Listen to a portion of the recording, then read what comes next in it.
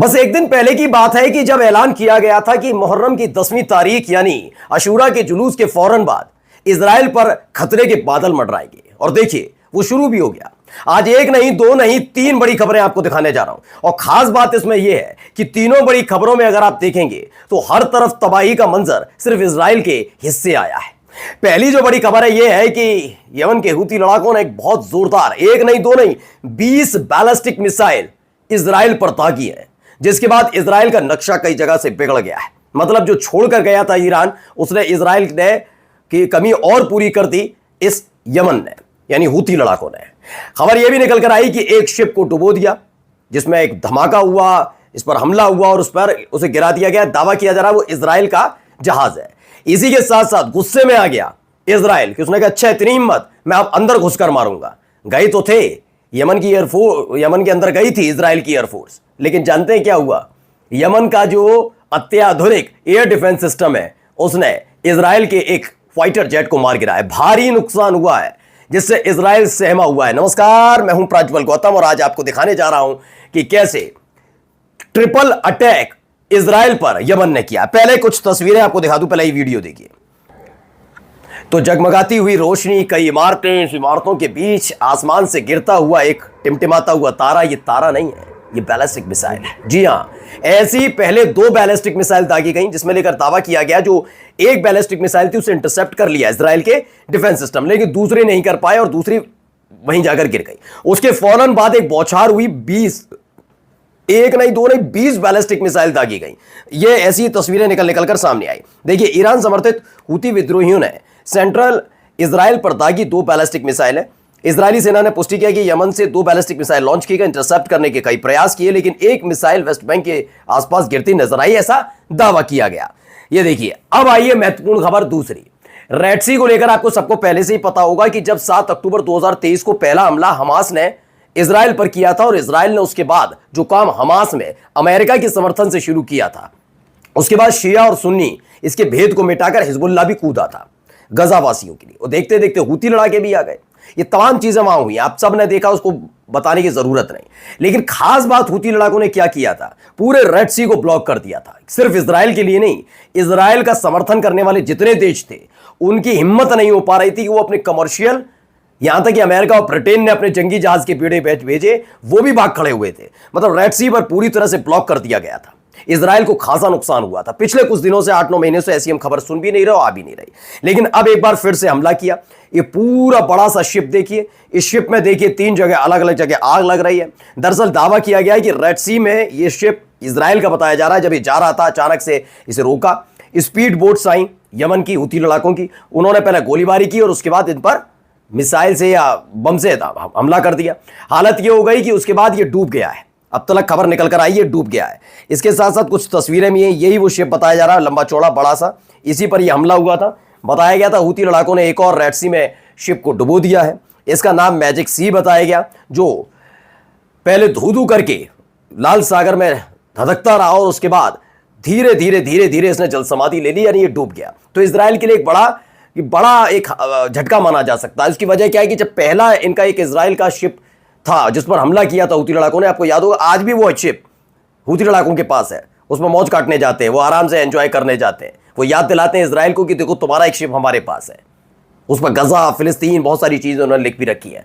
ये पुरानी बात। उसके बाद उन्होंने इजराइल के किसी भी शिप को अपने कब्जे में नहीं लिया, ज्यादातर शिप को डुबो दिया हमला करके। ये हूती लड़ाकों ने किया। ये भी अब उसी कतार का नया, ये सेकंड वर्जन कह सकते हैं। जैसे हिंदी फिल्मों में नहीं होता, पहले एक पार्ट आता फिर दूसरा पार्ट आता है, देखा होगा, ऐसे ही कुछ इसके साथ हो रहा है। वो पहला पार्ट था, अब ये दूसरा पार्ट शुरू हो गया है, जिसमें हूती लड़ाकों ने साफ कह दिया है कि ये तो पहला था अभी ट्रेलर, आगे और भी ऐसे जहाजों को डुबोया जाएगा, हमला किया जाएगा। देखिए, इसमें भी दावा किया गया, ईरान ऑब्जर्वर ने बताया कि एक बल्क कैरियर है मैजिक सी, वहां उस पर रेड सी में हमला हुआ, लाल सागर से गुजर रहा था, उस पर तब हमला हुआ और यमन के स्पीड बोट से हमला किया गया और उसके बाद वो डूब गया। यह दावा किया जा रहा है।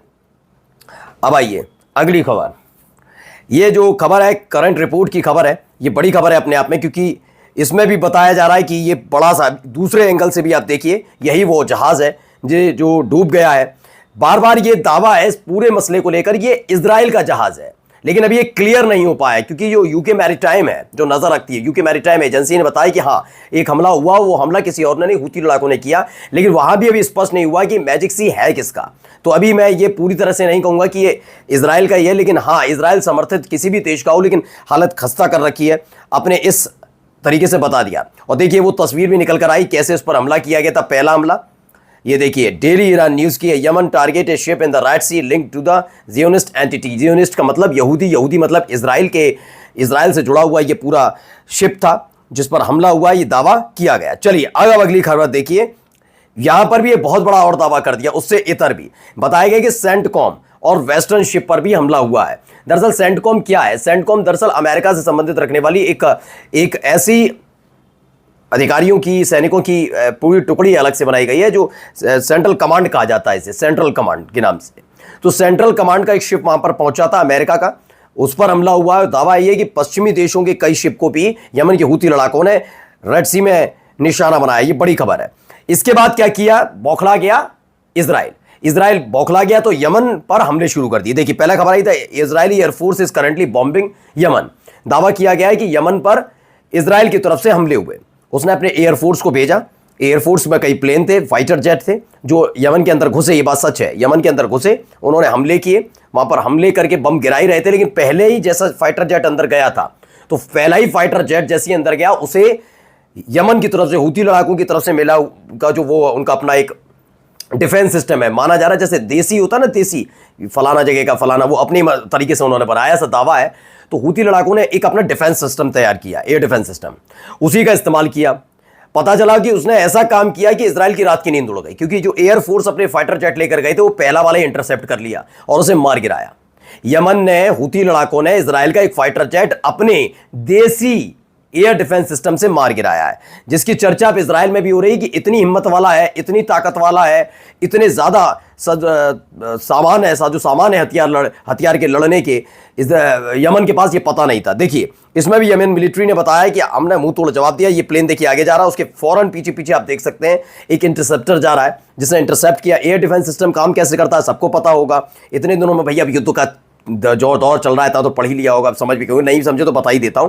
दरअसल एयर डिफेंस सिस्टम इसे लगाए, जो देश लगाता है, और अगर उसके इलाके में अगर कोई ड्रोन, कोई लड़ाकू विमान, फाइटर जेट या फिर कोई भी चीज़ है संदिग्ध, कोई भी हवा में चीज़ नजर आती है, मिसाइल, रॉकेट, कुछ भी, तो उसे इंटरसेप्ट करके उस पर हमला करता है और हवा में ही उसे खत्म कर देता है। अच्छा, उसके उपकरण तो गिर सकते हैं, उसका कचरा तो गिर सकता है, मतलब जो पार्ट्स हैं, लेकिन उसका चूंकि वो ब्लास्ट हो जाता है ऊपर ही, तो बारूद किसी काम का नहीं रहता, तो नीचे आगे फटने का डर नहीं रहता। तो ये सारी चीजें एयर डिफेंस सिस्टम ऐसे काम करता है। तो ऐसा ही एयर डिफेंस सिस्टम अब खुद यमन ने बनाया है।